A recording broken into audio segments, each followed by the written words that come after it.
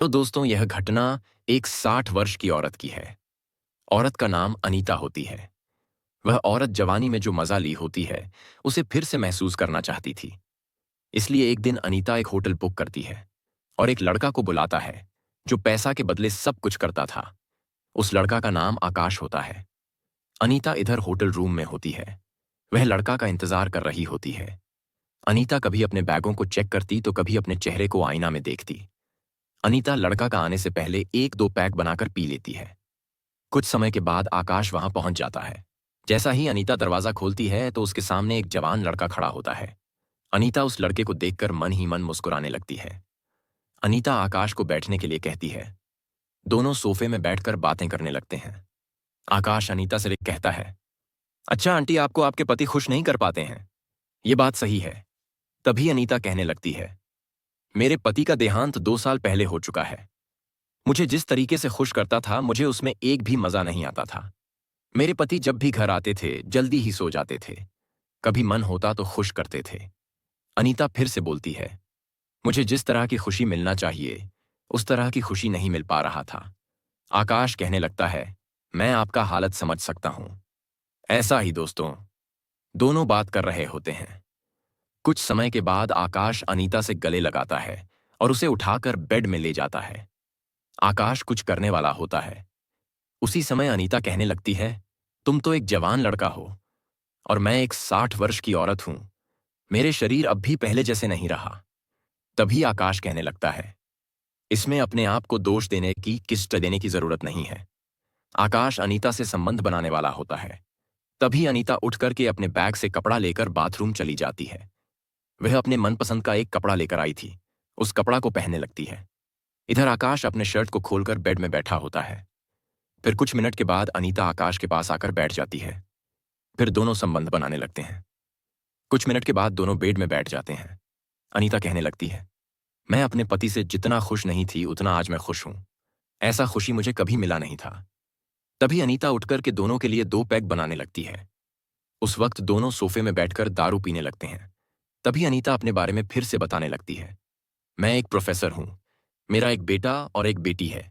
दोनों मुझे बिल्कुल पसंद नहीं करते हैं।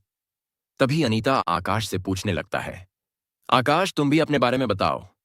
आकाश बताने लगता है, मैं अपने आप का मालिक हूं। जो मुझे अच्छा लगता है वही मैं करता हूं। तभी अनीता के फोन में कॉल आ जाता है।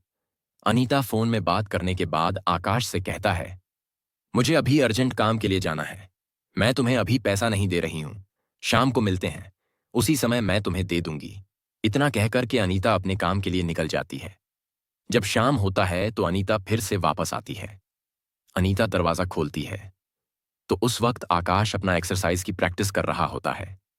अनीता हंसते हुए कहती है, अरे आज तो कुछ ज्यादा ही प्रैक्टिस कर रहे हो।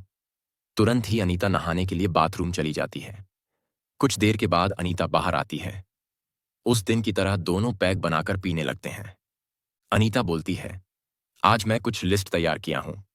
इस लिस्ट में जिस तरह उसी तरह से हो दोस्तों। उस दिन की तरह वे दोनों संबंध बनाने लगते हैं। काफी देर तक संबंध बनाते रहते हैं। फिर कुछ मिनट के बाद अनीता कहने लगती है, आकाश, तुम्हारे मम्मी पापा को तुम्हारे इस काम के बारे में पता नहीं है। तभी आकाश कहता है, इस बारे में मेरे से मत पूछो। लेकिन अनीता फिर से पूछने लगती है। मगर उस वक्त आकाश गुस्सा में हो जाता है और अनीता से गुस्से में बात करने लगता है, मैं अपने बारे में क्यों बताऊं। वैसा भी मुझे तुम जैसे औरत पर दिलचस्पी नहीं था। बस मुझे पैसा कमाना था, इसलिए मैंने यह सब किया। आकाश गुस्सा होकर वहां से चला जाता है। मगर कुछ मिनट के बाद फिर से वापस आता है और अपने मोबाइल को ढूंढने लगता है। तभी अनीता फिर से कहती है, देखो आकाश, हो सकता है मेरी बात से तुम नाराज हो, मगर मैंने जो पूछा वह गलत नहीं था। तभी आकाश रोते हुए कहने लगता है, जब मैं 16 वर्ष का था तब से मेरी मम्मी पापा मुझे छोड़कर चले गए। मेरे मम्मी पापा को लगता था मैं दोनों के लिए एक बड़ा बोझ हूं। मैं मजदूर करके पैसा कमाने लगा। फिर मैं जैसा ही जवान हुआ मैं इस तरीका को अपनाया जिसे मुझे बहुत सारे पैसा मिलने लगे। अनीता कहने लगती है, तुम्हारे बारे में जानकर मुझे बहुत दुख हुआ। मन को शांत करने के लिए अनीता फिर से पैक बनाने लगती है। दोनों पीते हुए बातें करने लगते हैं। अनीता कहती है, अच्छा तुम अभी तक कितने को खुश किए हो। आकाश कहने लगता है, एक आपके जैसा ही औरत थी मगर उम्र में बहुत ज्यादा बड़ी थी। उसे भी खुशी नहीं मिल पा रही थी। एक दिन मैं वहां जाकर खुशी किसे कहते हैं उसके बारे में बताया। तभी अनीता हंसने लगती है और कहती है, तब तो तुम बड़ा जीनियस निकले। दोनों हंसने लगते हैं। कुछ देर के बाद आकाश कहता है, तुम्हारे दोनों बेटे बेटी को इस बारे में पता नहीं है। अनीता कहती है, दोनों अभी बड़े हो चुके हैं और समझदार भी, पता भी चल जाए तो दोनों को कोई फर्क नहीं पड़ने वाला, क्योंकि दोनों मेरे से नफरत करते हैं। मगर अनीता आकाश को झूठ बोल रही होती है। तभी अनीता के बेटी का कॉल आता है। अनीता अपनी बेटी से बात करने लगती है। अनीता की बेटी बोल रही होती है, 2 दिन से घर नहीं आए हुए हो। इस बात को आकाश भी सुन रहा होता है क्योंकि फोन स्पीकर में होता है। तभी आकाश कहता है, अभी तो आपने कहा कि दोनों से बात बनती नहीं, फिर यह किसका आवाज है? अनीता कुछ बोलती उससे पहले ही आकाश उठकर के वहां से चला जाता है। कुछ दिन के बाद अनीता आकाश के पास कॉल करती है और झूठ के बारे में सब कुछ बता देती है। एक दिन अनीता फिर से आकाश को बुलाती है। आकाश वहां पहुंचता है और दोनों खूब पीने लगते हैं। आकाश अनीता को उठाकर के रूम में ले जाता है और अनीता की ख्वाहिश पूरा कर देता है। दोनों अब एक दूसरे को पसंद करने लगे होते हैं। कुछ दिन के बाद शादी भी कर लेते हैं दोस्तों।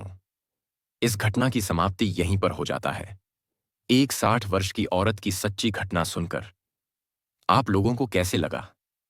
इस तरह की और घटना सुनने के लिए हमारे तब तक आप अपना ख्याल रखें। धन्यवाद।